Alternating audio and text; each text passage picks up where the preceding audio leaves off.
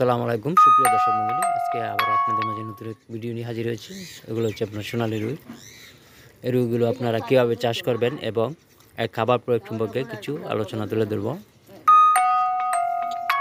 বাজারে বেশ প্রশংসনীয় এবং প্রশংসিত একটি মাছ, এটি হলো সোনালী রুই মাছ।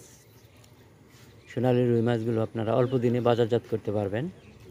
এই সোনালী মাছগুলোর বেশ চাহিদা রয়েছে বাজারে। সোনালী রুই মাছ আপনারা পুকুরে চাষ করবেন কিভাবে? এগুলা মিশ্র চাষও করা যায় এবং পুকুরে এগুলা 100 থেকে 150 পিস বা 200 পিস এরকম দিতে পারবেন। সোনালী রুই মাছের বাজারজাত হয়ে থাকে আপনার 4 থেকে 5 মাসে 1 কেজি পর্যন্ত হয়ে থাকে।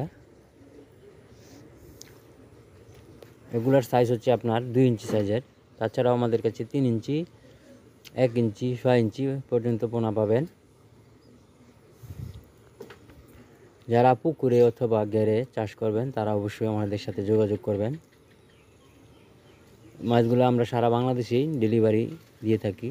দেখতে পাচ্ছেন আমাদের নাম্বার স্ক্রিনে দেওয়া রয়েছে। সবাই ভালো থাকবেন। আসসালামু আলাইকুম।